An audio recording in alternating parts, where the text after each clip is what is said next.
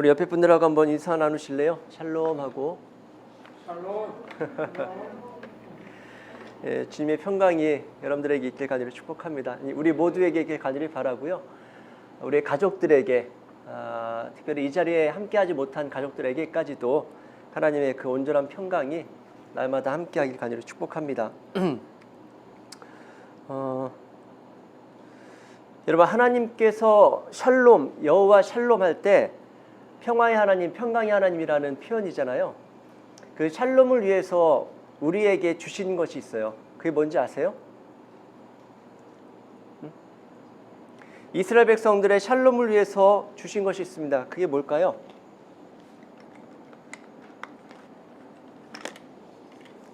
그게 지난주부터 살펴보는 성전이에요.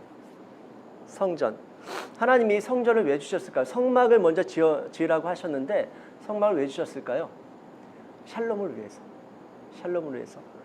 그래서 재미있는 게 지난 시간에 우리가 잠깐 배웠잖아요. 다윗의 성전에 대해서. 다윗이 소원을 품죠. 하나님께 집 지어드리고 싶다. 하나님의 집은 성전이라는 거 우리가 다 알잖아요. 그러니까 집을 지어드리고 싶다. 곧 성전 지어드리고 싶다. 그런데 하나님 뭐라고 말씀하셨다고요?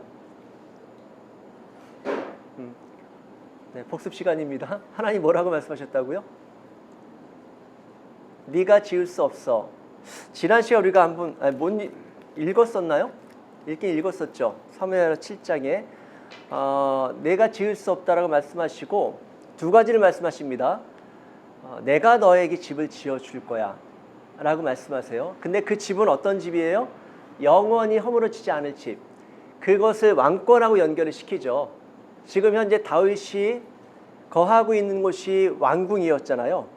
그리고 그 왕궁은 다윗이 지었다라고 생각할 수 있습니다.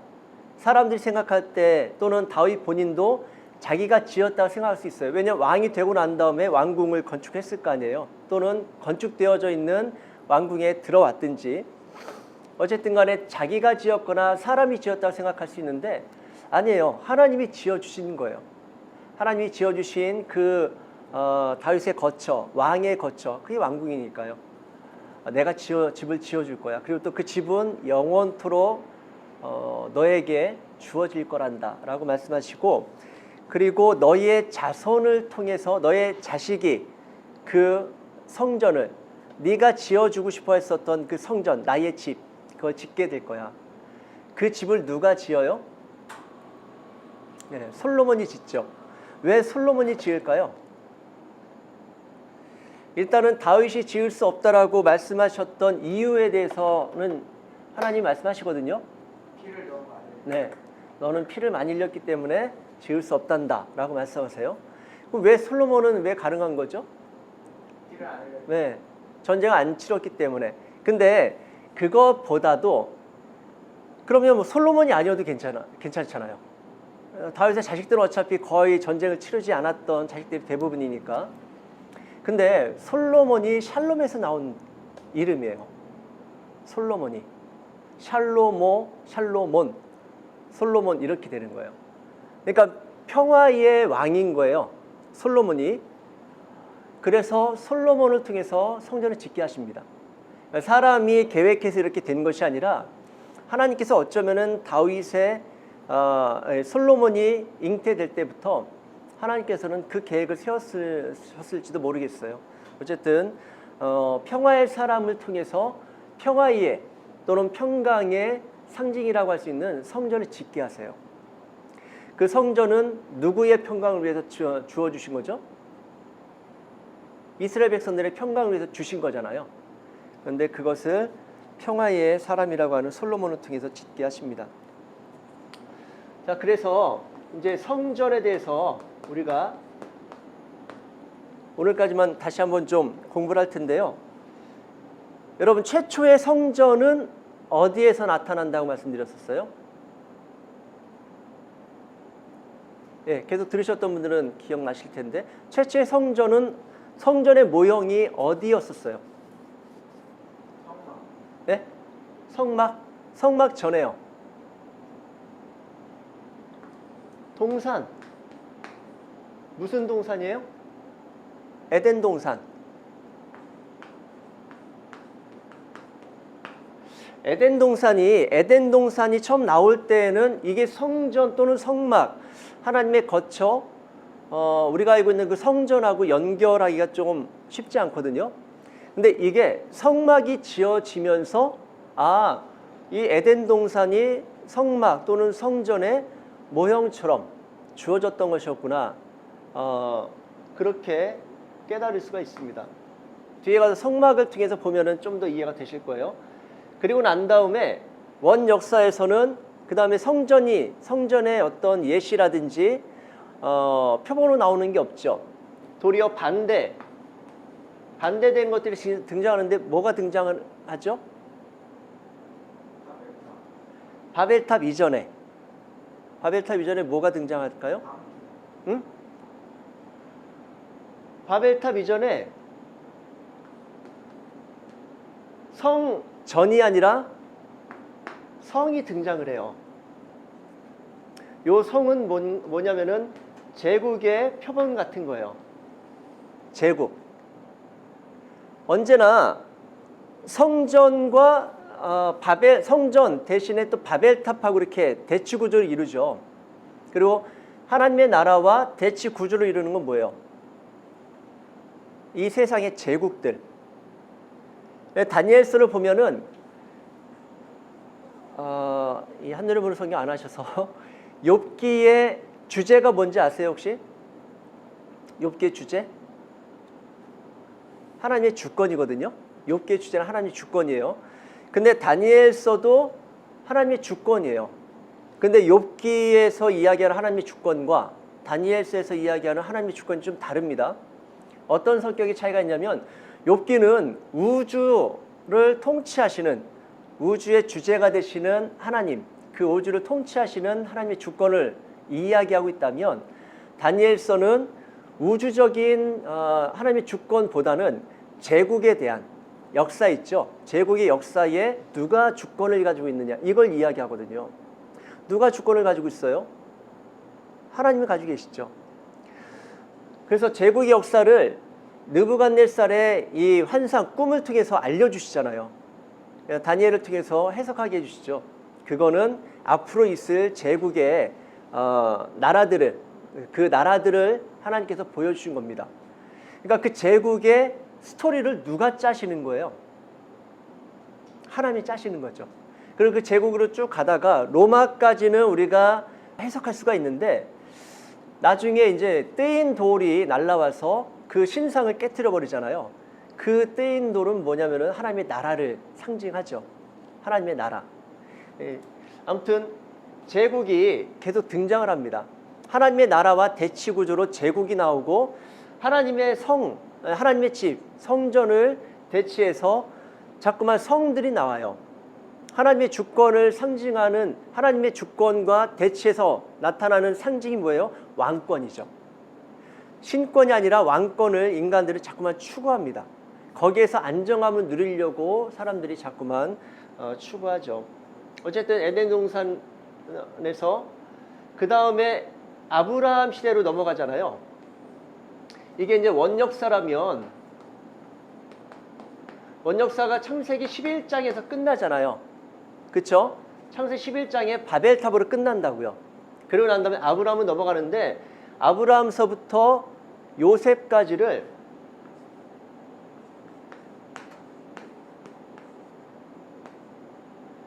요 시대를 족장 시대라고 합니다. 들어보신 적 있죠? 족장 시대예요. 이 아브라함 족장 시대에는 성전이 어떻게 나타나냐면 사실은 제단으로 그렇게 나타나요. 여러분 아브라함이 갈대아 우르를 떠나서 뭐 하란을 잠시 하란에 멈췄다가 그리고 가나안 땅에 들어오죠. 가나안에 들어오자마자 행한 일이 뭐였었어요? 예배였었죠. 어디에서 예배를 해요? 제단을 쌓고 제단을 쌓았더라. 이게 말하자면은 제사의 원형인 거죠. 나중에 성막이 생기고 난 다음에 하나님이 제사법을 알려주심으로 그때 비로소 하나님께서 알려주신 대로 제사를 드리게 되지만 즉 오늘날 우리의 예배처럼 예배를 드리게 되지만 그 전에는 아브라함이 제단을 쌓음으로 그것을 가지고 하나님께 대한 자기의 신앙심을 표현했다라고 할 수 있습니다. 그러니까 결국에는 신앙심이 표현되는 데가 제단이자 또 성전인 거죠. 이게 그 다음에 출애굽 시대라고 하거든요. 출애굽 시대에 모세 때 뭐가 만들어져요? 우리가 알고 있는 것처럼 성막이 만들어지죠.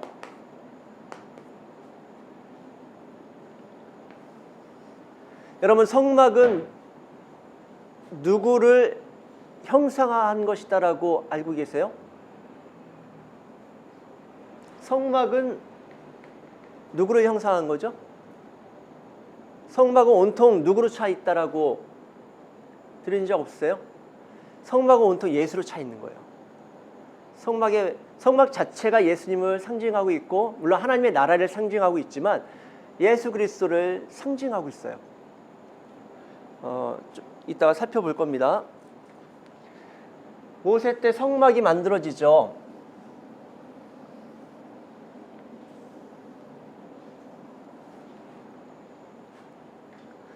그리고 나서 성막의 성막됨 또는 성전의 성전됨, 하나님의 집에 하나님 집됨은 뭐에 있다라고 말씀드렸었어요?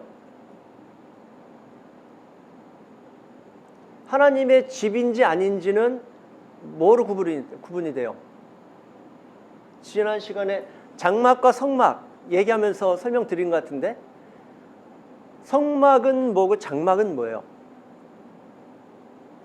여러분, 하나님의 집 이 성막이 말하자면 텐트잖아요. 텐트예요, 원래. 그쵸? 그런데 이 텐트에 무엇이 들어감으로?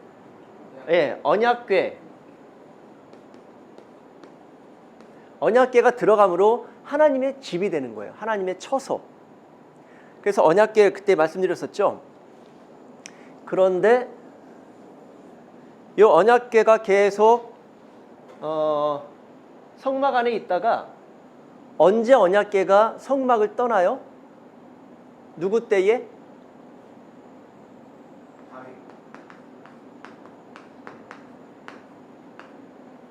힌트 드립니다. 제사장?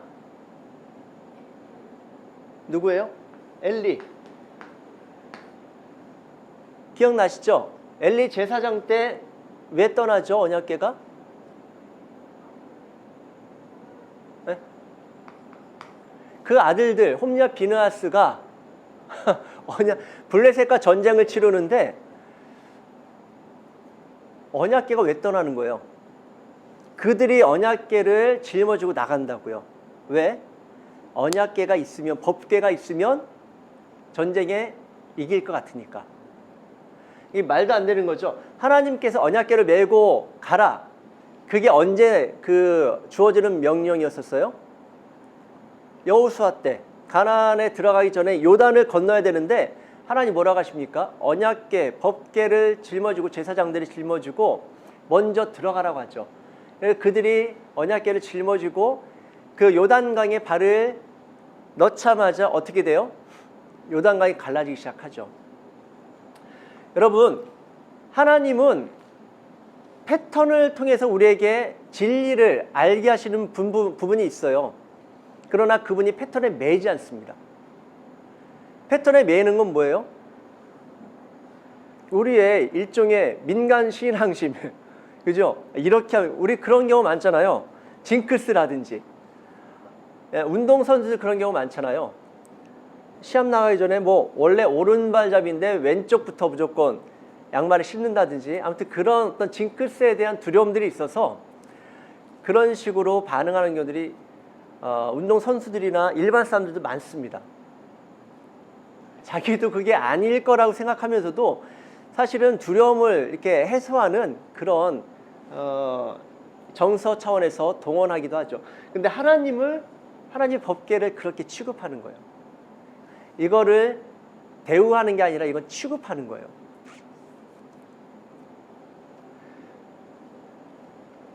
옆길을 셀 수 있는데 여러분들은 하나님을 대접하세요? 아니면 취급하세요?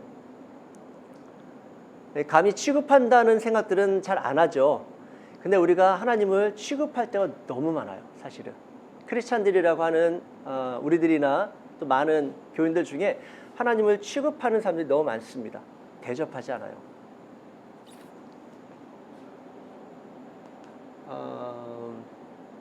마태복음 7장 그 12절, 13절 말씀 한번 좀 찾아보실래요? 마태복음 7장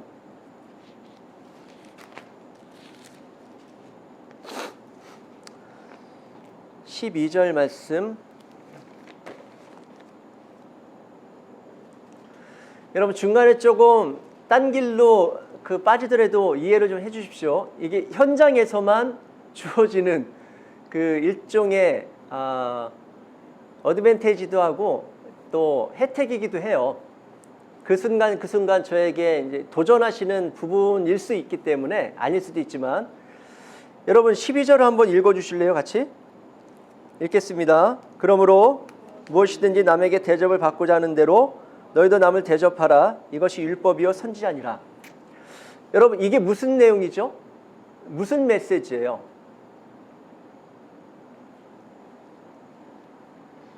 한번 아는 대로 대답해 보실래요?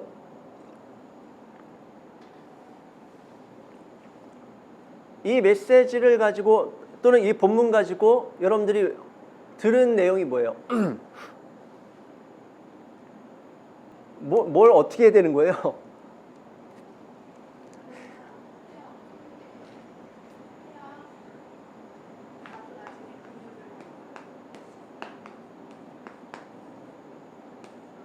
여러분 요게 마태복음 7장 12절 요 말씀이 기독교의 황금률이라고 해요.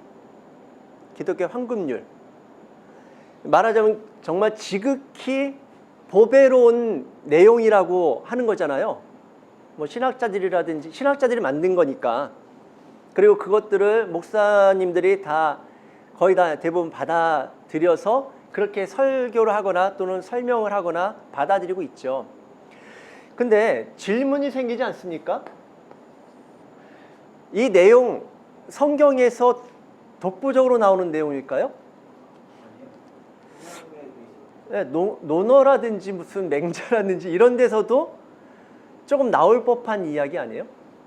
약간 좀 상식선에서 하는 이야기 같기도 하고 사실 논어에서 제가 비슷한 내용을 찾아봤어요. 비슷한 내용이 있더라고요. 똑같진 않아도 결이 같아요. 근데 이걸 갖다가 황금률이라고 해야 되나? 여러분 이게 황금률이 맞더라고요. 근데 우리는 대부분 여러분들도 그냥 솔직하게 이야기하면은 여기 나온 대로 똑같은 그냥 그 말씀 그대로죠. 남에게 받고 싶은 대로 먼저 남을 대접하라. 그렇죠? 그런데 여기에 여러분 여기서 하나님이 보이세요?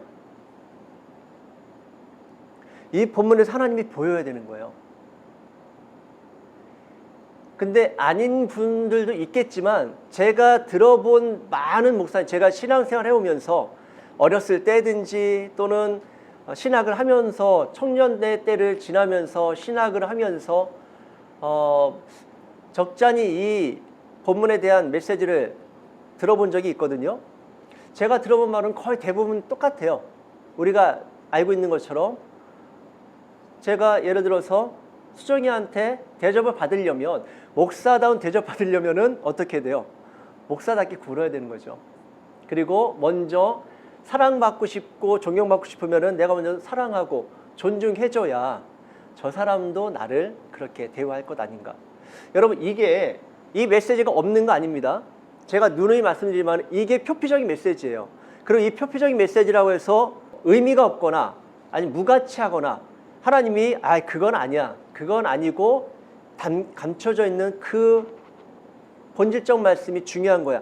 이렇게 말씀하시는 거 아닌 것 같더라고요. 필요합니다.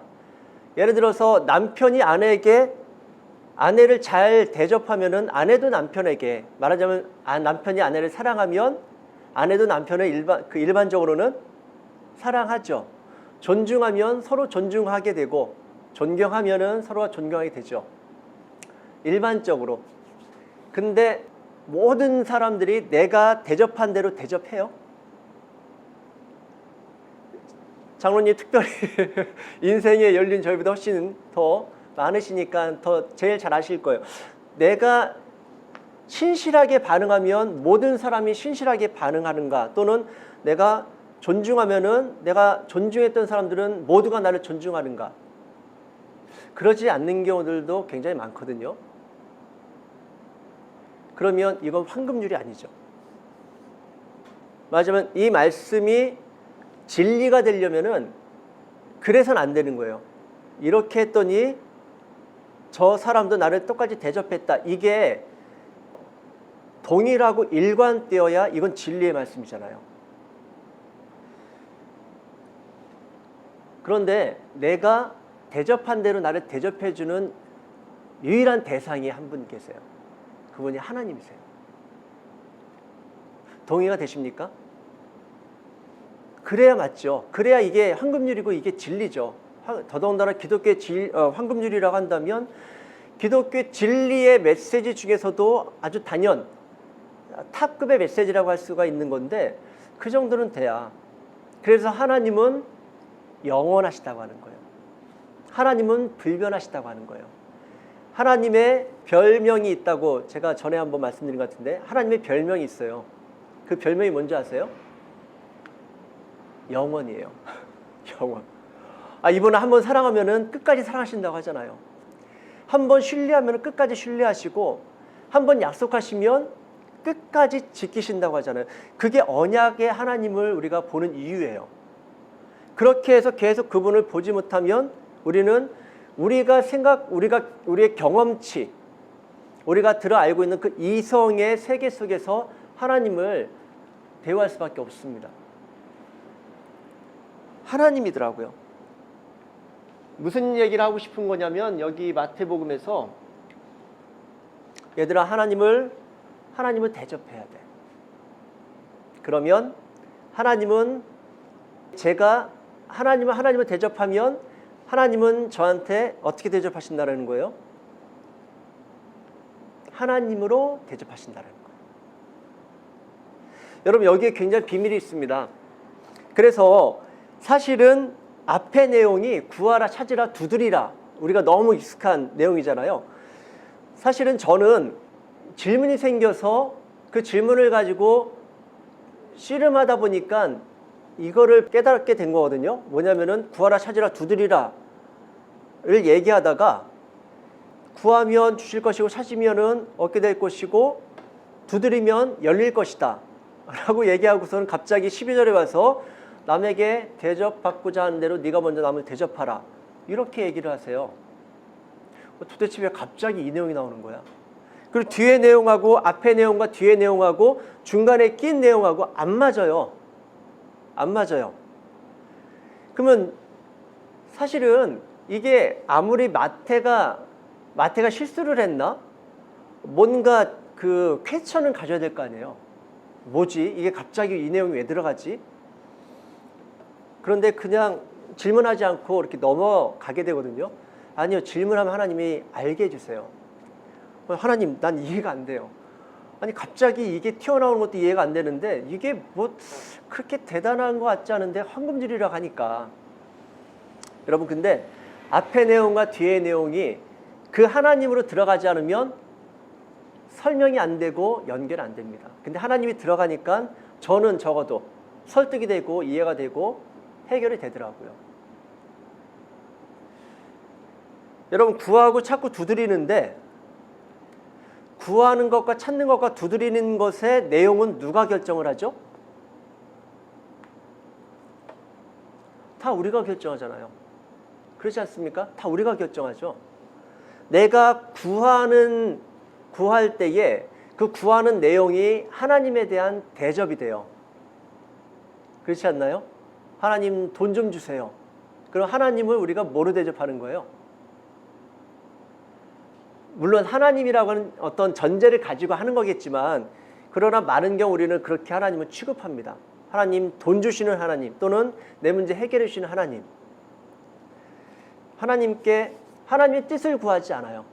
다 내 뜻을 해결해 주시거나 들어주시는 대상으로서 하나님을 찾고 구하고 두드릴 때가 많습니다.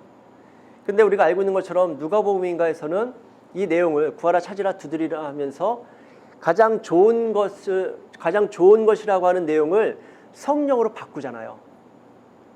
그러면서 우리가 그건 알고 있죠. 아, 구하되 성령을 구하라고 그렇게 도전받긴 하는데, 그럼 그 정도가 아니라 하나님 우리가 대접하는 대로 우리는 하나님을 볼 수가 있는 겁니다. 여러분, 하나님을 잘 대접해 드릴 수 있게 간절히 축복합니다. 물질로 대접하라는 게 아니에요.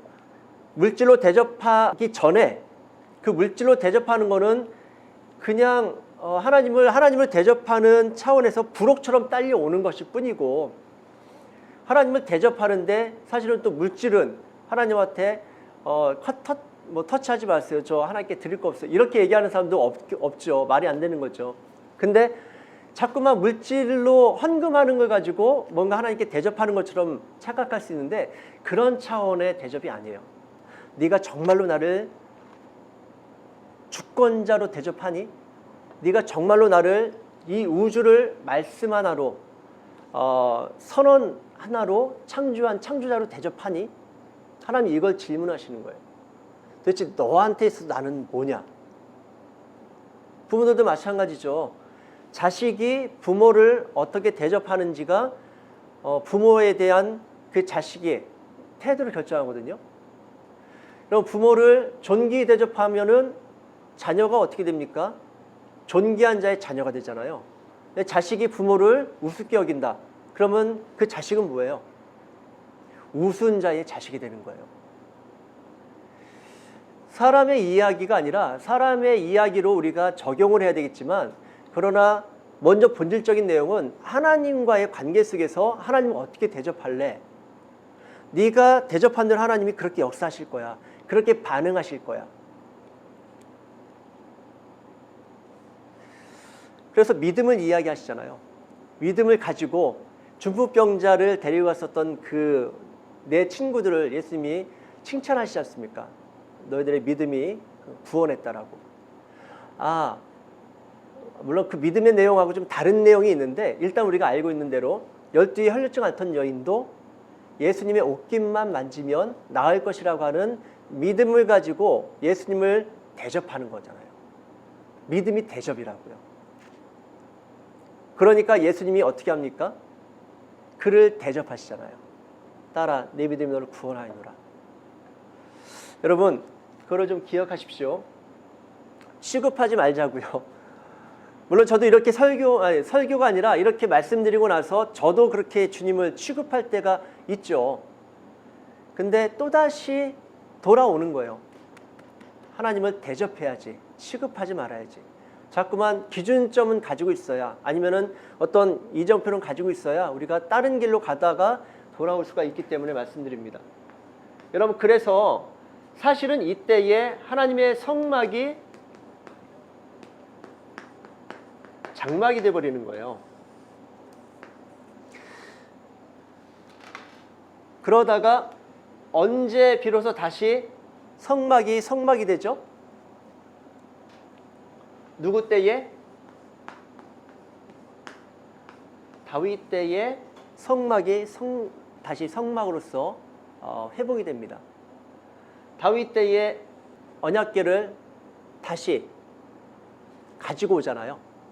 돌아오는 길에 갑자기 우사가 그거를 만졌다가 우사는 죽고, 그리고 이거 안 되겠다 싶어가지고 오베데돔의 집에 있다가 이제 다시 나중에 다윗이 그 언약궤를 하나님께서 명하신 방법으로 언약궤를 다시 들여옵니다. 그 전에 마차에 싣고 왔다고 그랬잖아요. 원래는 제사장들이 어깨에 매서 운반해야 되는데, 그렇게 해서 다시 오는 길에 우리가 잘 알고 있는 것처럼 다윗과 미갈의 사건이 일어나잖아요. 다윗은 너무 기뻐서 옷이 내려갈 정도로 춤을 추고 기뻐하는데, 미갈은 거를 힐난하다가 다윗이 하나님께서 나에게 복을 주셔서 나를 축복하실 것이고 너는 저주를 받을 것이다. 뭐 그런 이야기를 기억하실 겁니다. 이때 비로소 다시 성막이 되면서 이가 이제 성전에 대한 소원을 갖게 되죠. 그리고 솔로몬 때에 드디어 성전이 지어지게 됩니다. 성막을 지난 시간에 얘기했던 것처럼 포터블 템플이라고 하거든요. 움직이는 그 하나님의 집, 포터블 템플이라고 하는데, 또는 포터블 텐트라고 하는데, 그 움직였었던 집, 안정되지 않았었던 하나님의 집이 이제는 고정되고 안정된 집으로 바뀌게 되죠.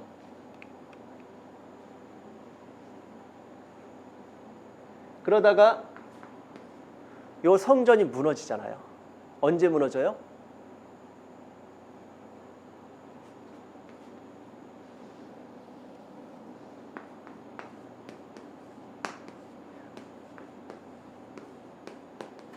BC 586년도 누구한테 무너지죠? 우리가 잘 알고 있는 것처럼 바벨론. 이때 왕이 누구였었어요? 유다는 시드기야고요. 그리고 바벨론의 왕은 누구였었어요? 느부갓네살.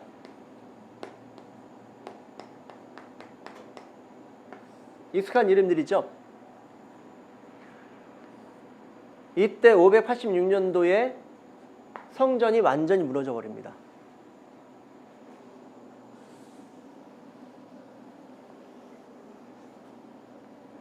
그러다가 성전이 다시 재건되죠. 잠깐만.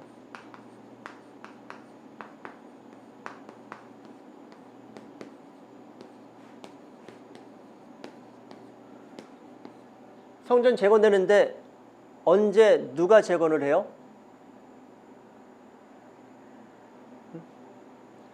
여러분 스룹바벨이라는 이름을 들어본 적 있죠? 스룹바벨. 이게 완공된 게 BC 516년이에요.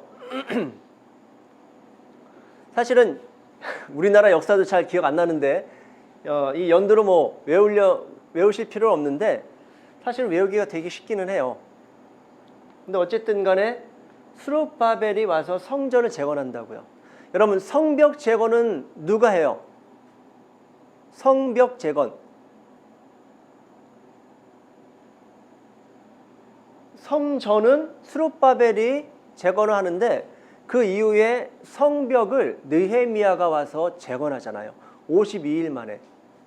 느헤미야서를 보면은 우리가 알 수 있는데 성전은 다시 재건이 된 상태였었어요. 근데 그 사촌한테 물어보니까, 예루살렘에 다녀왔던 사촌한테 물어보니까 성벽이 재건이 안 돼 있으니까 주변 사람들 또는 주변 부족들이 자꾸만 이렇게 핍박하고 또는 강도질하고 막 그러는 얘기를 들으니까 그 얘기 듣고 느헤미야가 통곡하며 울잖아요.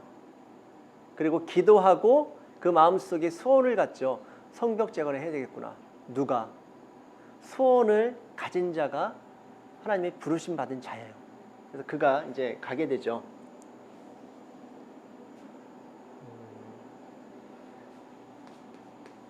그래서 뭐 성벽이 아니라 지금은 성전 이야기를 하니까 성전이 재건되는데, 요때 스룹바벨 성전을 재건하는데 돕는 사람들이 있었어요. 그 두 선지자가 있는데 누구누구인지 혹시 기억하세요? 학계 들어본 적 있죠? 또 한 사람 스가랴. 잠깐 말씀드리면은 스룹바벨이 바벨론에게 포로되었었던 또는 멸망당했었던 유다, 이게 이제 1차, 2차, 3차로 나뉘어요. 바벨론 침공이.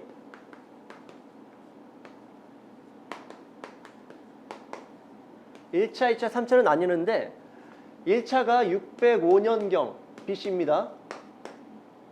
2차가 590몇 년이었던 것 같아요. 저도 95년인가 97년인가 그랬던 것 같아요. 3차가 586년이에요.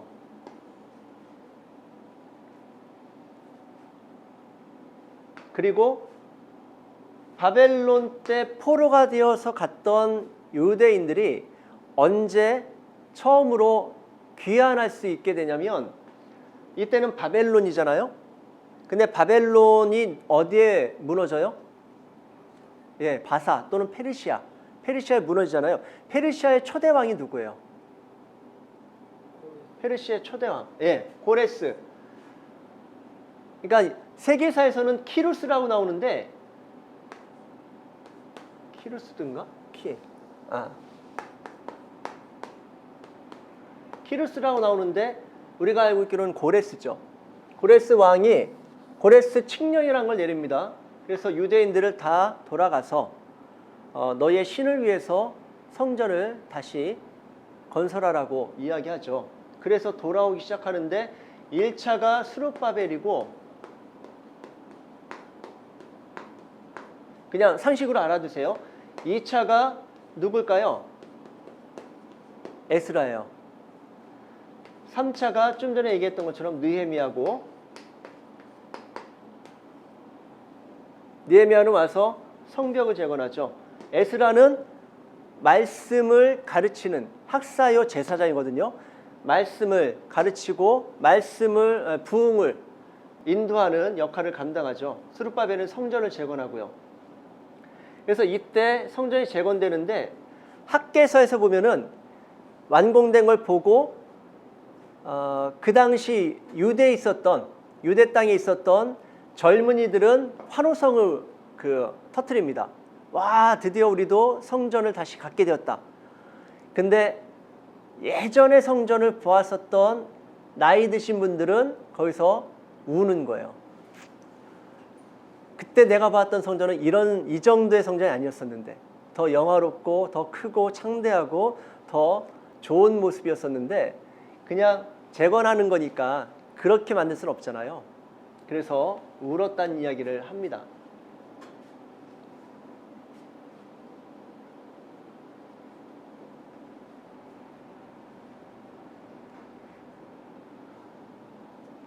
그냥 성전의 역사를 지금 한번 정리해 드리는 거예요. 그리고 난 다음에 예수님 때의 성전은 그럼 무슨 성전이에요?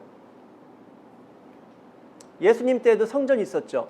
그 성전은 그러면 이 성전이겠네요. 스룹바벨이 다시 재건한 성전? 아니에요. 헤롯이 우리가 알고 있는 그 헤롯이 어떻게 보면은 정통성이 없는 왕이거든요. 그 당시 로마가 그 사람을 왕으로 세웠으니까 왕이 된 거지 에돔 족속이란 말이에요. 유다인으로서의 그 정통성을 못 가지고 있는 왕이 헤롯 왕이에요. 그래서 사실은 조금 이 정통성 때문에 고민을 많이 했던 사람이 헤롯 왕이었는데 그가 유대인들 이스라엘 사람들의 마음을 얻고자 성전을 다시 손봅니다. 그래서 엄청나게 좀 더 그 당시 스룹바벨이 재건했던 성전과 비교할 수 없이 크게 증축을 하죠. 그게 예수님 때에 제자들이 보면서 와, 예수님 저 성전 보십시오. 대단하지 않습니까? 라고 했던 성전이 헤롯 성전인 거예요. 근데 그 헤롯 성전은 어떻게 됩니까? 나중에 그것도 무너지죠. 예수님 말씀하신 것처럼 저거 허물어라. 내가 3일 만에 지을게. 그래서 결국에는 로마로 인해서 그 성전도 다 무너져요. 오늘날 통곡의 벽, 그 통곡의 벽이 로마 티투스 장군에 의해서 완전히 멸망당하고 그때 그 헤롯 성전이 완전히 다 무너지면서 하나 남은 구조물이 그 통곡의 벽인 거예요. 그 통곡의 벽을 보면서 이스라엘 사람들은 그 시온의 영광을 여전히 사모하고 소망하면서 간절히 기대하는 그런 장소가 이제 통곡의 벽인 거죠. 그리고 우리가 지난번에 얘기했던 것처럼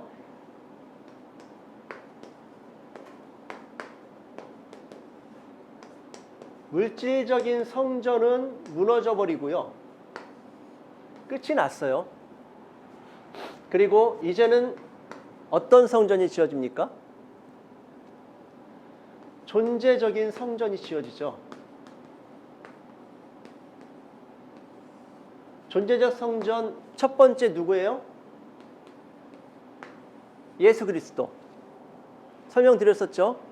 요한복음에서 요한이 예수님께서 말씀하신 것 3일 만에 내가 다시 짓겠다라고 하신 그 말씀이 뭔지에 대해서 해석을 한 것을 우리가 나눴습니다. 그 다음에 존재적 성전으로서 두 번째가 누구라고요? 바로 나 또는 성도,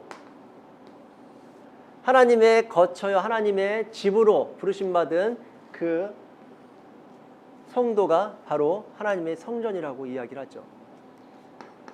그리고 최종 성전은 언제 등장을 해요? 네, 계시록에서 성전의 실체가 요한에게 목도되는 것을 우리가 증거받고 있습니다. 그래서 우리는 어떻게 보면은 과도기에 지금 있는 거죠. 실체로 나아가는 과정 속에서의 과도기에 우리가 과도기라고 해야 될지 과정에 지금 있는 것입니다. 그런데 이 실체가 있기 때문에 나는 그냥 하나의 허상이다, 그렇게 이야기할 수 없어요. 이미 하나님은 우리를 실체적인 성전으로서 대우하고 계시고 그렇게 만들어 가지고 있다라고 성경은 증언하고 있습니다. 자, 여기까지 이해되셨죠? 성전의 역사 간략하게 말씀드렸고요.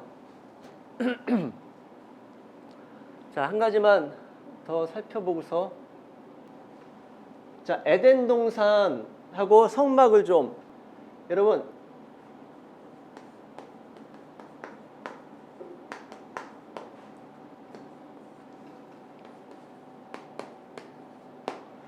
에덴 동산인데 성막을 보면 성막은 모세 때 지어졌죠. 출애굽기 25장부터 33장까지일 거예요. 33장까지가 무슨 내용이냐면 일단 애굽을 출애굽을 하잖아요. 그 여정을 보면 출애굽을 하죠. 그러고 난 다음에 마라의 쓴물 또 엘림을 지나서, 그리고 난 다음에 이제 찬양이 터져, 그러니까 15장에 찬양을 터져 오르고 그 다음에 마라, 엘림을 지나서 시내산에 도착하게 됩니다. 그리고 지난 시간에 언약에 대해서 우리가 공부할 때 언약식을 체결을 하죠. 시내산 언약 기억나세요? 그래서 언약식을 체결하고 난 다음에 하나님이 주신 게 뭐냐면 모세에게 산으로 올라오라고 하셔서 40일 동안 머물면서 하나님이 뭘 주시냐면은 성막 제도를 주세요. 성막의 제도. 뭐라고 하시냐면 하나님께서 너는 지금 여기서 본대로 내려가서 성막을 지어라, 이렇게 말씀하시거든요. 그럼 모세가 보았을까요? 못 봤을까요?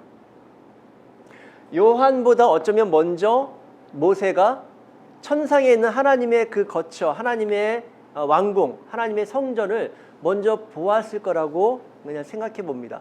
그게 뭐 그렇게 중요한 건 아니지만 본대로 지으라고 말씀하세요. 근데 생각해 보십시오. 구조는 볼 수 있죠. 근데 저게 도대체 제도가 몇 센치 몇 센치 또는 몇 미터씩 이렇게 만들어야 될지 그것까지는 본 걸로 가늠하기가 쉽지 않잖아요. 그래서 주님께서 그걸 보여주시고 그 다음에 제도를 주시는 거예요. 그러면서 예를 들면 여기 50규빗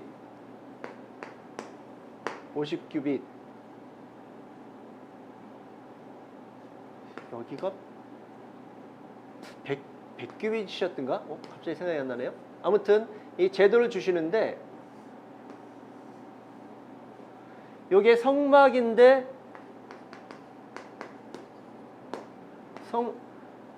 여러분 요게 성막이에요? 요게 성막이에요?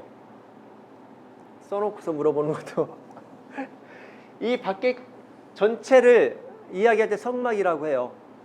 요건 뭐라고 합니까? 안에 들어있는 네모? 네? 뭐? 지성소가 아니라 사실은 성소라고 해요. 그리고 요 성소가 나뉘죠. 나뉘고 요 부분 말하자면 3등분해서 3분의 1 정도 되는 부분이에요. 요거를 장로님 말씀하신 것처럼 지성소라고 합니다. 성소는 뭐고 지성소는 뭐예요? 거룩한 곳이잖아요. 지성소는 지극히 거룩한 곳이에요. 재밌죠? 그런데 성막에 문이 몇 개가 있을까요? 성막에 문이 몇 개가 있어요? 동서남북 4개일까요? 아니면은 여기 긴 데는 2개씩 있고 짧은 데는 하나씩 있고 이렇게 할까요? 문, 성막의 문. 여러분, only one입니다. 성막의 문은 딱 하나예요. 성막의 문이 어디에 있을까요? 동서남북 중에 어디 있을까요? 찍어보실래요? 남쪽. 에? 남? 아, 남. 혹시 북쪽이라고 생각하시는 분? 서쪽일까요? 여러분, 지성소는 동서남북 중에 어디 있을까요? 북이요? 처음인 것 같아요. 북쪽을 얘기한 거는.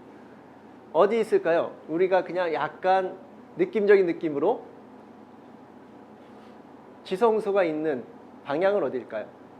자, 보십시오. 재밌는 게 있는데, 여러분, 성전에 문은 딱 하나라고 그랬잖아요.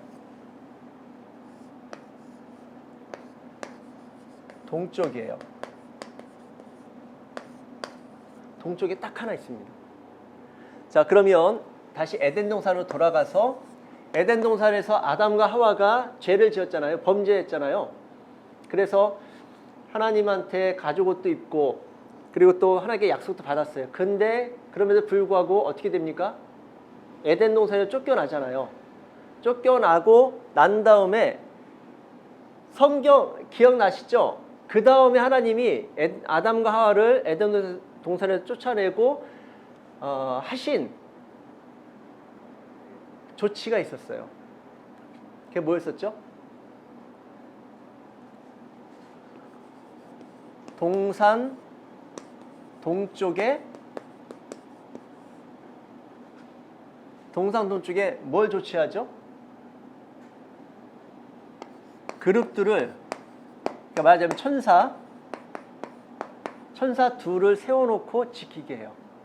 뭘 들고? 화영검을 들고. 자, 생각해 보십시오. 왜 하나님께서 쫓아내시고 난 다음에 동쪽에 그룹 둘을 세워놓고 화영검을 들고 거기를 지키라고 하죠? 네, 못 들어오게.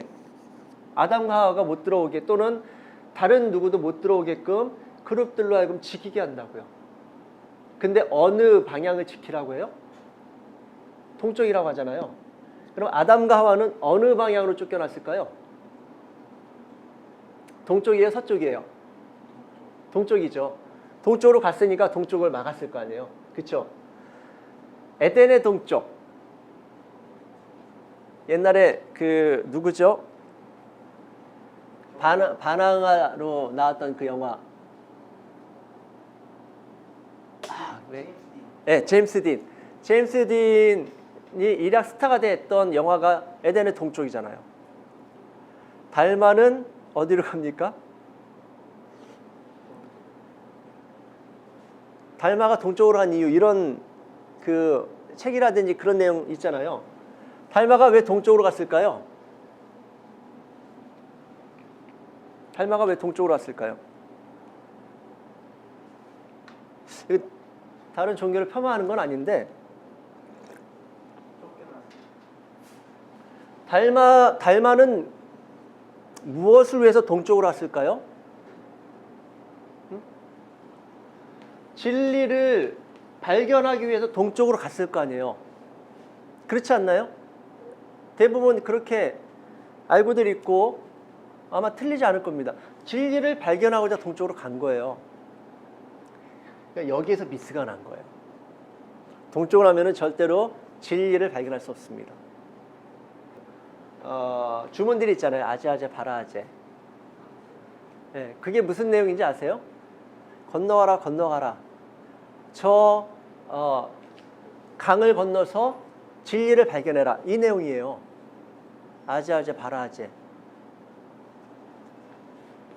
희한해요. 다 강을 건너는 걸 얘기해요. 플라톤도 뭘 이야기합니까? 만강의 강을 건너가면 거기에 뭐가 있다라는 거예요? 이데아가 있다라는 거예요. 그 이데아가 뭐예요? 플라톤적으로 이야기하면 그게 진리예요. 이데아가 진짜 있는 거, 실체. 우리는 다 허상이고. 대부분의 종교들이 그걸 여기 불교에서도 강을 건너가라고 해요. 왜? 진리가 그 건너에 있다라는 거예요. 지금 내가 살고 있는 이 현세는 진리가 아니다라는 거죠. 우리도 똑같죠. 우리도 똑같은 거예요. 이 현재 살고 있는 것은 이들이 이야기하는 그 허상으로 이야기하지는 않지만 사실은 진짜 실체, 성전도 실체가 임할 거라는 것을 우리가 요한계시록 통해서 듣고 있지 않습니까? 또 받아들이고 있죠. 진리를 다 발견하려고 하는 거예요. 모든 종교들이 그 진리를 발견하려고 하는 거예요. 그게 이제 곧 구원이라고 생각하는 것이고, 그런데 방향을 잘못 잡았어요. 동쪽으로 가면 진리는 없습니다. 동쪽에는 천국이 없어요. 동쪽에는 진리가 없습니다. 동쪽에는 영원한 생명이 없습니다. 왜냐하면은 아담과 하와가 쫓겨난 곳이 동쪽이잖아요. 가인이 쫓겨난 곳이 어디입니까? 가인도 동쪽이에요. 성경 보세요. 나중에 꼭 확인해 보십시오. 가인도 동쪽으로 갔다라고 이야기를 해요. 동쪽으로 가서 뭘 했어요? 성을 쌓잖아요. 자기의 제국을 쌓는다고요. 그게 인간의 역사예요. 인간의 역사는 꼭 자기의 성을 쌓기 위해서 동쪽으로 가는 거예요. 하나님이 계신 곳으로 가는 게 아니라 동쪽으로 가는 거예요. 근데 성막만 유일하게 동쪽의 문이 나 있고 그 동쪽 문으로 사람들이 들어가는 거죠. 들어가면 여기에 뭐가 있습니까? 번제단이 있는 거예요. 오늘은 조금 러프하게 말씀을 드릴게요. 그리고 여기 물두멍이 있죠. 물두멍. 그리고 난 다음에 제사장이 여기서 번제를 드리고 물두멍에서 피를 씻고 난 다음에 어디로 들어가요? 성소로 들어간다고요. 성소에 뭐가 있는데요? 7 금초대가 있고, 그리고 여기에 떡상이라는 게 있습니다. 그리고 요 앞에 향단이 있어요. 향단. 그래서 요한계시록에서 보면은 그 향이 담겨 있는 금대접을 올려드리죠. 근데 그 향이 뭐라고요? 성도의 기도들이다. 이렇게 표현하거든요. 그러니까 이 자리가 어떻게 보면은 기도의 자리라고도 볼 수가 있겠죠. 여기도 기도의 자리예요. 향은 기도라고 한다면 향이 올라가는 게 딱 두 군데예요. 하나는 번제단에서 어떤 향이 올라가요? 짐승 태운 향. 향단에서는 어떤 향이 올라가요? 나감향이라든지 어떤 향들을 여기서 올려드리게 됩니다. 그리고 난 다음에 여기까지가 누구의 영역이냐면 제사장의 영역이에요. 제사장. 성소까지는 제사장이 들어갈 수가 있어요.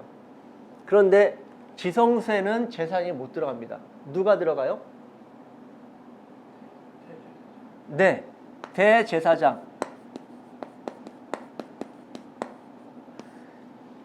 이 사람은 1년에 몇 번 들어가요? 딱 한 번 들어간다고 하죠. 1회.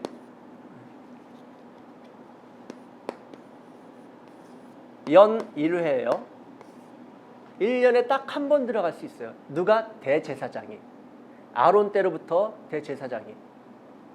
그런데 많은 분들이 모르는 게 있는데, 적잖은 분들이 잘 모르시는데, 대제사장이 들어가는데 한 명이 더 들어갈 수가 있어요. 그게 누구냐면은 모세입니다. 물론 모세 생존했을 때. 대제사장은 1년에 1회 들어가죠. 하나님이 그나마 허락하셔서 1년에 1회 들어갑니다. 자기를 정결하게 하고 난 다음에 들어가요. 그런데 모세는 1년에 몇 번 들어갈까요? 1년에 수시로 들어가요. 주님이 부르심에 모세가 회막으로 나아갔더라. 그게 다 이 지성소로 들어가는 거예요. 왜요? 하나님 말씀이 어디에서 주어지니까? 언약궤에서 주어지니까. 성소와 이 지성소의 이 분별은 언약궤로 결정이 되는 거죠. 언약궤가 있는 곳, 지극히 거룩한 성소. 그리고 여긴 성소, 지성소 성소입니다. 여러분, 왜 에덴 동산이 성전 또는 성막이든지 성전이든지 그거의 원형으로 이야기되는지 아시겠어요? 이게 에덴 동산 때 동쪽 막혔었던 동쪽 문이 막혔던 거잖아요. 성막이 지어지고 주어짐으로 인해서 뭐가 지금 열린 겁니까? 동쪽 문이 열렸잖아요. 그러면 뭐가 열린 거예요? 네? 에덴 동산이 열린 거예요. 저는 그렇게 봅니다. 여러분, 우리가 구원받는 게 천국에 가서 에덴 동산을 회복하는 걸로 이야기하는 분들 제법 많거든요. 저는 아니라 생각해요. 에덴 동산은 이미 회복된 거예요. 어떤 자들에게? 이 동쪽 문으로 들어가는 자들에게는 허락이 된 거예요. 회복이 된 거예요. 왜냐하면 이미 문이 열렸어요. 이때 닫혔던 문이 열렸습니다. 그래서 우리는 에덴 동산을 회복하는 차원에서 구원을 기대하지 않아요. 이미 주어진 것이고, 에덴 동산을 통해서 우리에게 알게 하고 우리에게 보여주길 원했던 진짜 천상의 보호자로 하나님 우리를 부르시는 사건이 우리의 구원의 사건이지, 에덴 동산의 회복의 이야기가 아니라고요. 에덴 동산의 가장 독특한 특징이 뭡니까? 여러 동산들이 있을 수 있잖아요. 말하자면 그 동산들과 에덴 동산의 차이는 뭐예요? 선악과 선악과 말고 그럴 수 있죠. 근데 그거 말고 성막과 조금 연결시켜서 본다면 에덴 동산의 정체성을 결정하는 게 뭐라고 그랬어요? 하나님의 임재잖아요. 그렇죠? 하나님의 임재가 있는 곳이면 그곳이 어디예요? 에덴 동산인 거예요. 사실은 에덴 동산이 닫히기 전까지는 하나님과 아담과 하와가 거닐고 산책하고 대화하고 교제를 했잖아요. 이제 그걸 상실한 거죠. 죄로 인해서. 그리고 난 다음에 성막은 뭐예요? 왜 주어졌던 거예요? 평강을 위해서 주어진 것이 성막이라고 그랬잖아요. 평강이 뭔데요? 평강이 뭐죠? 하나님과의 관계 회복을 평강이라고 이야기합니다. 성경은 우리의 감정적인, 정서적인 그리고 관계적인 것을 넘어서서 하나님이 이야기하시는, 성경이 이야기하는 평강은 하나님과 내가 관계가 지금 회복이 되었느냐, 그 하나님을 누리고 있느냐, 하나님 안에 거하고 있느냐, 이걸 가지고 평강을 이야기하지, 너가 지금 마음 상태가 괜찮아? 관계가 지금 불편함 없이 잘 유지되고 있어? 그런 걸 이야기하지 않는다고요. 하나님과의 관계를 우선시하고 그걸 중심으로 해서 평강을 이야기합니다. 평강을 위해서 주신 거잖아요. 왜?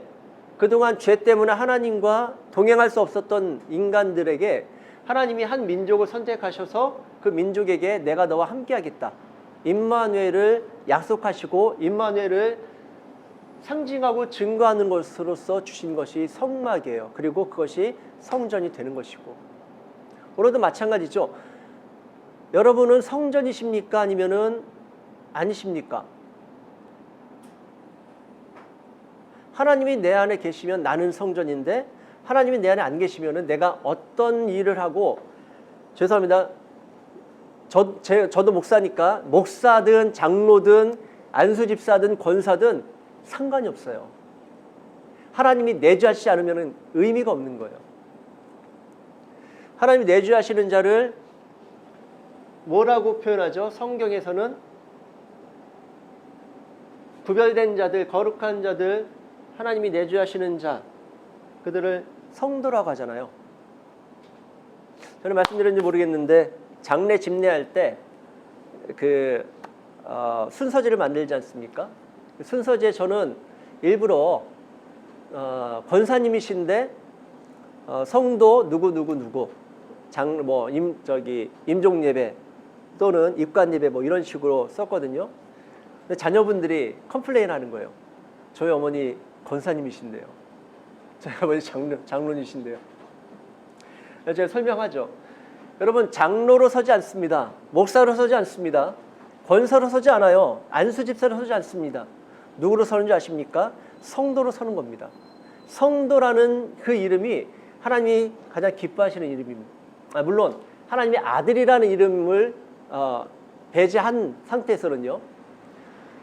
여러분, 성도라는 이름은 그냥 주어진 게 아니에요. 내가 너와 함께 하겠다. 내가 네 안에 들어가겠다. 네 안에 거하겠다라고 하나님이 부르신 자가 성도인 거예요. 그리고 그분이 거하신다라는 증거를 가지고 있는 자가 성도란 말이에요. 너무 귀한 이름인 겁니다. 이거를 요즘은 평신도라는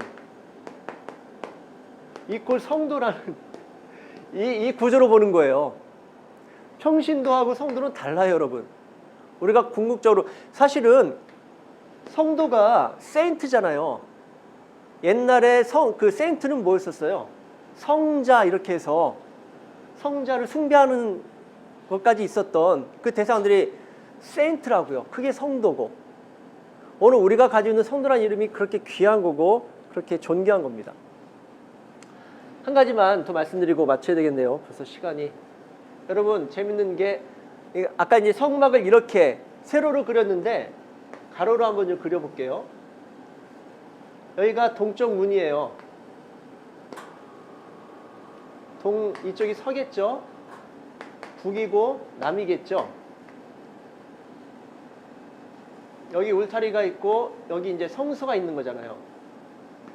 성소가 있고 지성소가 있고 여기로 들어가서 번제단에서 제사 드리고 물두멍, 여기 금촛대, 떡상, 향단 있고 그 언약궤가 있다고 그랬었죠.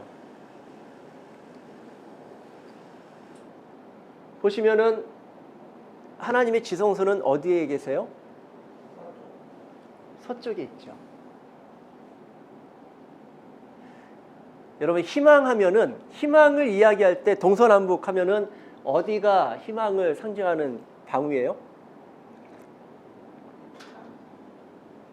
응? 보라 동해에 떠오르는 태양, 그 노래 아세요?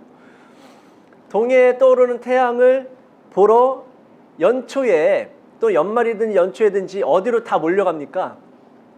오늘 우리나라에서는 정동진으로 많이 가잖아요. 동해 바다로 많이 가죠. 왜 그래요? 떠오르는 태양을 보면서 뭘 담는 거예요? 소망과 희망을 담는 차원에서 그 태양을 일출을 보러 나가는, 그쪽으로 가는 거잖아요. 근데 이게 착각이라고요. 성경은 동쪽을 이야기하잖아요. 어디로 가야 된다라는 거예요? 서쪽으로. 왜? 지성소가 서쪽에 있어요. 재밌죠? 서쪽은 기우는 해잖아요. 그렇죠? 그 기우는 해를 향해서 가야 된다? 이거 이상하잖아요. 근데 보십시오. 창세기 1장부터 하루를 결정할 때 무엇으로부터 시작하죠? 밤이 되고 아침이 되니 첫째 날이라, 둘째 날이라. 날짜를 이야기할 때, 개념을 정할 때 밤부터 시작한다고요. 성경은 우리가 생각하는 거하고 반대인 경향들이 상당히 많습니다. 반대예요. 방향을 바꿔야 돼요. 자, 재밌는 거 하나만 더 말씀드릴게요. 이쪽이 서구, 이쪽이 동쪽이잖아요.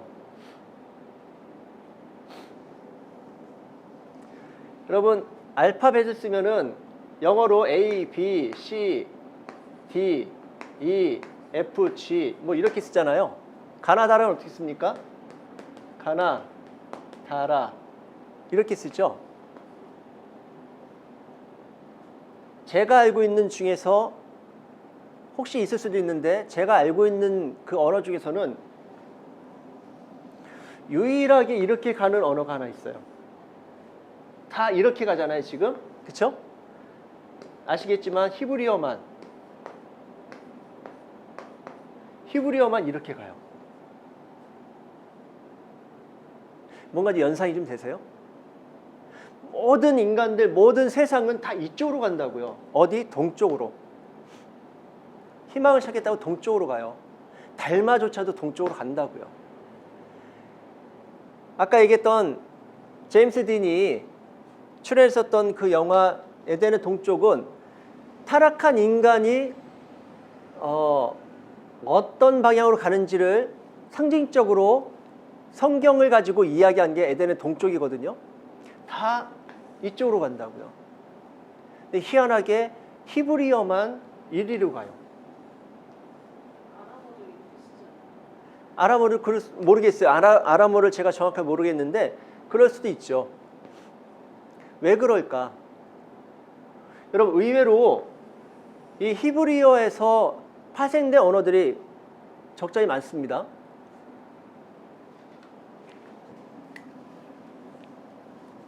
자, 보시면 헬라어 알파, 베타, 감마, 델타. 근데 영어는 어떻게 해요? A, B, C, D 비슷하죠? 그쵸? 근데 히브리어는 반대이긴 하지만 알레, 베트, 김멜, 달레 A, B, C, D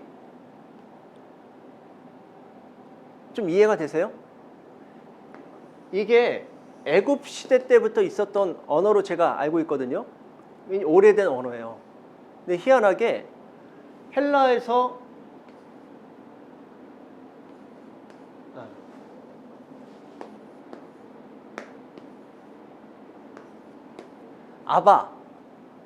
아바가 아빠예요. 말하자면 우리나라. 근데 알파, 베타 알파잖아요. 그쵸? 여러분은 히브리어 아빠는 뭘까요? 아부예요. 이게 아버지예요.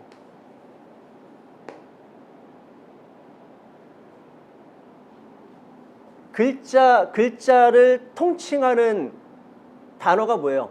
글자를 통칭하는 단어. 어떤 그냥 지구상에서 우리가 쓰고 있는 단어들 중에 어떤 언어든지 그 언어를 통칭하는 단어가 있잖아요. 그게 뭐예요? 알파벳이라고 하잖아요. 영어 알파벳이 어떻게 돼? 이렇게 하잖아요. 그쵸? 알파벳이 뭔데요? 알파베타예요. 희한하죠? 알파하고 맨 끝에 단어를 오메가를 쓰는 게 아니라 알파벳이라고 이야기한다고요. 언어 전체를 통칭하는 개념으로서 알파벳이라고 그런다고요. 근데 히브리어 알파벳은 알레파하고 베트일 거 아니에요. 이게 아버지라고요. 파더. 언어에 담아놓으신 하나님의 경륜이랄지 하나님의 비밀을 좀 아시겠어요? 이게 다 누가 만드신 건 하나님이 만드신 거 아니겠어요? 그분이 언어를 통해서 뭘 이야기하시고 싶은지를 아시겠습니까?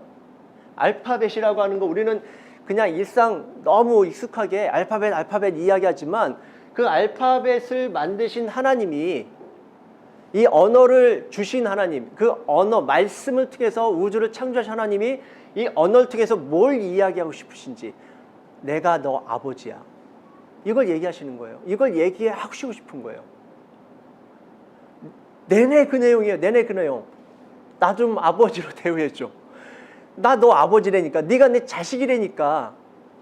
내 자식처럼 살라고 이야기하시는 거고 나를 좀 아버지 대접을 해줘. 그래서 아버지 저 왔습니다.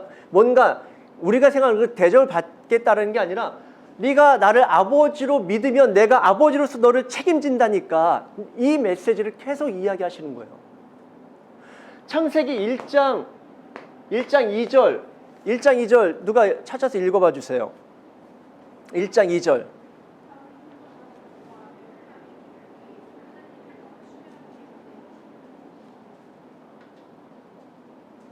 여러분 외우진 못하더라도 잘 알고 뭐 익숙한 내용이죠. 왜냐면은 창세기 1장 1절하고 2장 너무 익숙한 내용이니까. 근데 1장 2절이 여러분들에게 주는 메시지 또는 교훈이 뭐예요? 1장 2절이 주는 창세기 1장 2절.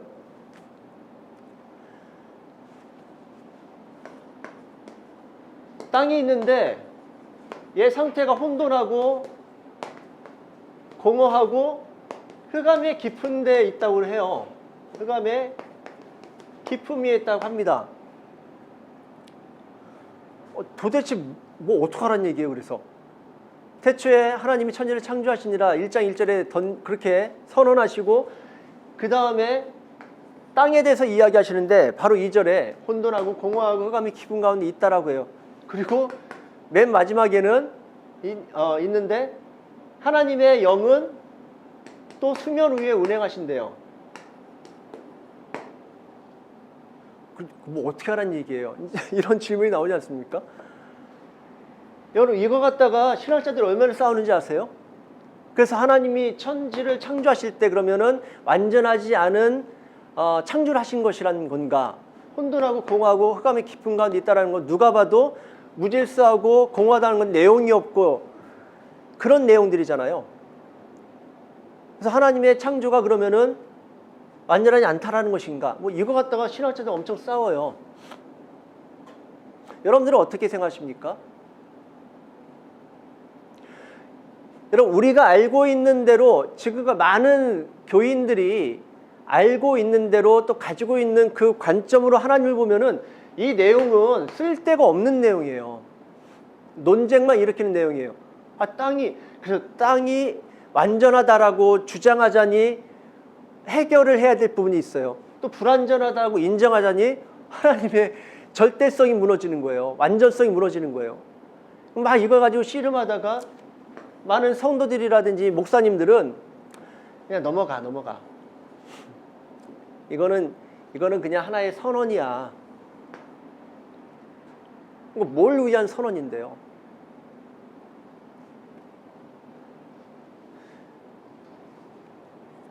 여러분 1장 1절 창세기 1장 1절 첫 단어에도 하나님의 언약이 담겨 있던 것처럼 이 창세기 1장 2절은 위대한 하나님의 선언이 담겨 있는 거예요.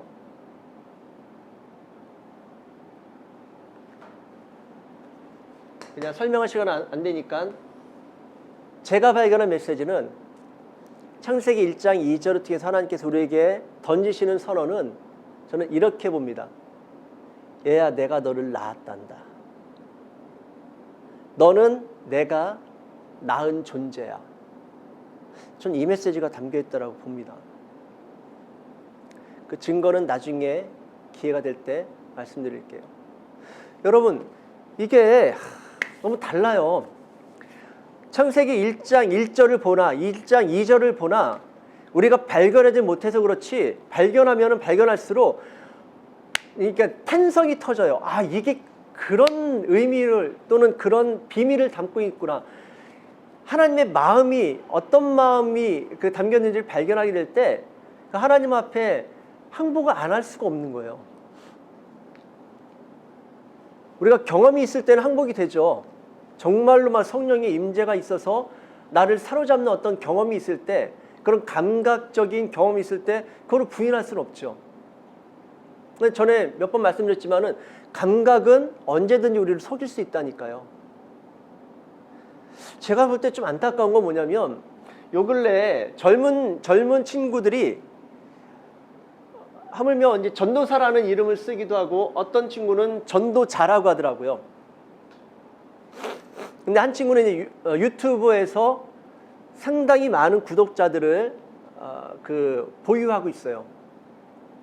근데 그러니까 정치적인 이슈를 좀 많이 다루기도 하고 또 하나는 요 근래는 보니까 그 요한계시록 이 타임라인을 가지고 우리가 뭐 그때를 준비해야 된다 이런 얘기들을 가지고 가더라고요. 그리고 한 친구는 일종의 말하자면 기적이에요. 귀신 쫓아내는 축사사역 쪽으로. 저는 좀 되게 안타깝더라고요. 아, 우리나라 수준이 이 정도밖에 안 되는구나. 그럼 지금 축사라든지 또는 뭐 신유라든지 이것들을 기적이라고 하지 않습니까? 기적? 우리나라는 이 기적이 필요하지 않은 단계로 지금 들어와 있는 거예요. 말하자면. 기적은 언제 하나님께서 사용하시자면은 초기에 복음이 진입하는 그 초기에 하나님의 하나님 되심을 사람들이 목도해야 육적인 존재들이 그나마도 반응할 수밖에 없기 때문에 그걸 쓰시는 것일 뿐이지. 예수님 뭐라고 하십니까? 너는 나를 도마한테 너는 나를 봄으로 믿느냐? 보지 못하고 믿는 자들이 복이 있다라고 말씀하세요. 수준이 다른 거예요. 근데 제가 볼 땐 장난인데, 제가 볼 땐 사기예요. 죄송한데 제가 추측이라고 하는 겁니다. 제가 볼 땐 사기예요. 아니에요. 아닌 것 같아요. 근데 수없이 많은 사람들이 여기에 그냥 현혹되고 있는 모습 볼 때 저는 굉장히 안타깝습니다. 어떤 목사님은 나이도 지긋하신데 내내 뭘 얘기하시냐면은 뭐 축사에 대해서 또 방언에 대해서 방언할 때 그 음성이 어떻고 뭐 이런 그런 내용들을 내내 이야기하세요. 축사하는 방법이 뭔지, 축사할 때 뭐 그 어떤 내용들을 외쳐야 되는지 내내 이런 그거 무슨 의미가 있어요? 천국을 수여한 자들이 그걸 가지고 지금 씨름할 때가 아닌데 아직도 1차원전에 머물러 있다는 것들을 볼 때 굉장히 안타깝더라고요. 어떤 분들한테는 혹시 필요할지 모르겠는데 이건 좀 아닌 것 같아요. 아니, 말씀을 읽고 말씀 속에 담아놓으신 하나님의 비밀과 경륜과 하나님의 마음을 알아가는 그 고급한 자리로 이미 초청받았음에도 불구하고 아직도 눈에 희한해 보이는 것, 눈에 신기해 보이는 것, 뭔가 특별해 보이는 것, 다 유기래니까요. 그게 여러분, 귀신을 쫓아냈어요. 만약 축사를 했습니다. 신유가 일어났습니다. 여러분, 이게 영적인 거예요, 육적인 거예요? 이렇게 물어보니까 또 좀 헷갈리죠. 영적인 것 같은데 뭔지 아닌 것 같고. 육적인 거예요, 여러분. 미안하지만 육적인 거예요, 이거. 제가 자신 있게 말씀드리는데 이거 다 육적인 겁니다. 내 육을 건드리잖아요. 영을 건드립니까? 이런 사건들이? 아니에요. 육을 건드리는 거예요. 그러니까 사도들이 갈 때 바울도 그렇고 기적이 일어나니까 육적인 사람들도 반응한다니까요. 내가 돈 줄 테니까 당신의 능력 나한테 좀 하십시오. 다 육적으로 반응하는 거예요. 나 좀 고쳐주세요. 또는 귀신 쫓아내주세요. 그렇게 쫓아가는 게, 그러니까 예수님한테 사람들이 다가가잖아요. 그거는 영적인 다가감입니까? 육적인 다가감입니까? 사실 육적인 다가감이에요. 왜? 예수님 자체가 육이에요. 사실은 예수님 자체가 육이라고요. 그래서 예수님은 육은 끝나야 돼. 예수가 끝나야 그리스도가 오는 거야. 육이 끝나야 영이 오는 거야. 이렇게 말씀하시는 거예요. 사실은.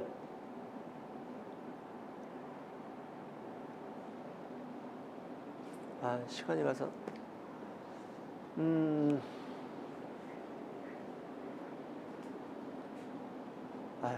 시작한 김에 그것만 얘기해 드릴게요. 성전을 이야기했었으니까. 여러분, 성소라고 그랬죠? 성소와 지성소가 있잖아요. 성소와 지성소를 구분하는 건 뭐라고 그랬었어요? 언약궤라고 그랬었죠? 근데 그거를 구분하는 선은 뭐예요? 예, 휘장이죠. 이 휘장은 뭘 상징해요? 예, 예수님이시죠? 지저스라고요. 이 휘장이 어떻게 됩니까? 찢어지잖아요. 왜 찢어져요? 휘장이 왜 찢어져야 됩니까? 열린 거죠. 소통은 예, 뭐가 열린 거예요? 하나님과 관계가. 쉽게 표현하면 지성소가 열린 거예요. 왜 굳이 지성소가 열려야 됩니까, 여러분? 왜 굳이 지성소가 열려야 돼요? 사실은 휘장이 예수님이 죽어서 휘장이 찢어진 거예요. 휘장이 찢어져야 되기 때문에 예수님이 죽으신 거예요. 생각 안 해보신 분들이 태반일 거예요. 아니 그냥 예수님이 죽으시면서 휘장이 찢어졌대. 이것만 알고 있지. 여러분, 예수님이 죽으셨기 때문에 휘장이 찢어진 거예요? 아니면 휘장이 찢어져야 되기 때문에 예수님이 죽으신 거예요? 찢어져야 돼. 찢어져야 되기 때문에 죽으신 게 맞다고 저는 봅니다. 왜 그래요? 막혔던 담이 헐어져야 되기 때문에 그래요. 하나님의 이 지성소가 이제 하나님의 임재를 상징하는 거라고 그랬잖아요. 그 지성소를 사람들이 못 들어간다고요. 이 성소에만 제사장을 통해서 그냥 대리해서 들어가는 거지 사람이 아직까지 지성에 못 들어간다고요. 왜? 휘장이 막고 있어요. 휘장이 누구다? 예수님이 막고 있었던 거라고요. 어떻게 보면.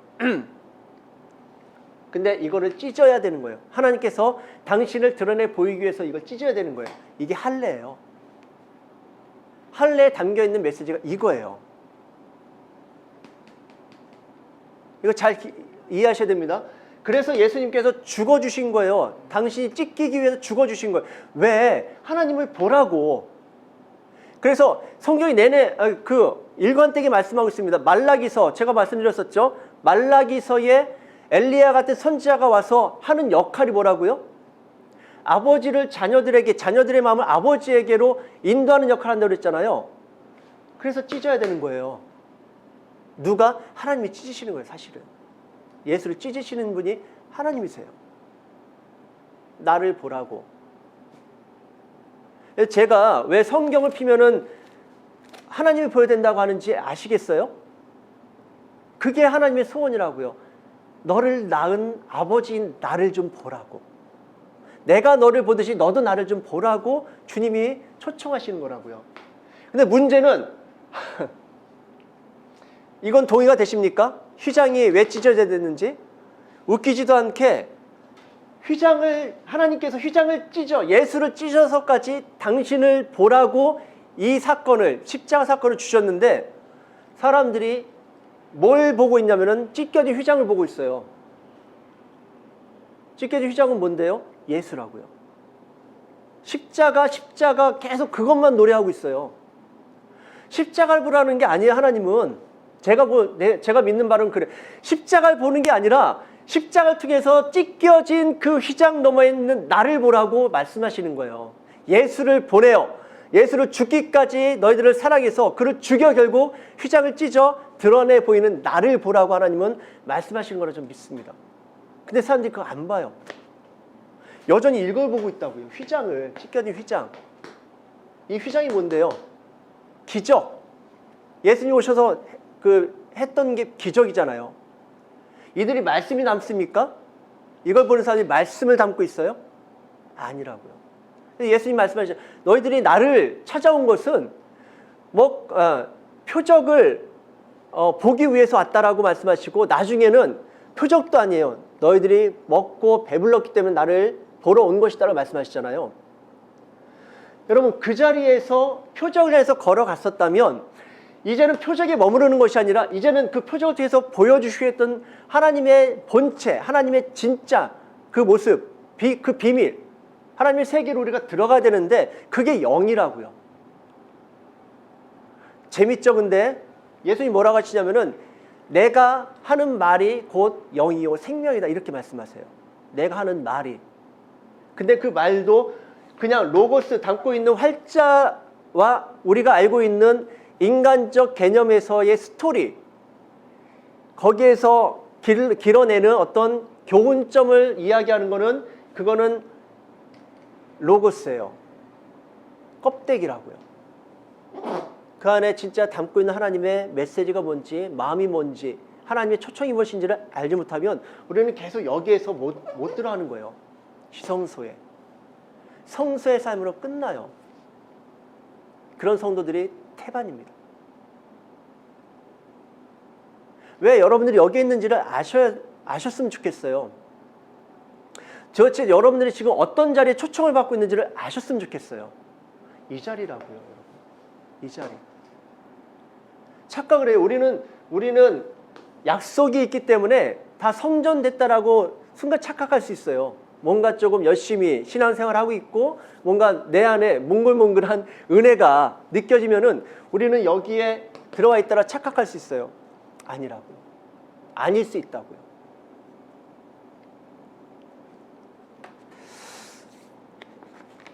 하나님의 비밀과 하나님의 경륜과 하나님의 마음을 담고 있는 그 진짜 말씀을 소유할 수 있기를 간절히 축복합니다. 그리고 사모하실 수 있기를 간절히 축복합니다. 왠지 저 혼자 그냥 흥분해가지고 저기 한 것 같으네요. 아, 정말 이거는 제가 너무 안타까워서 그래요. 너무 안타까워요. 지금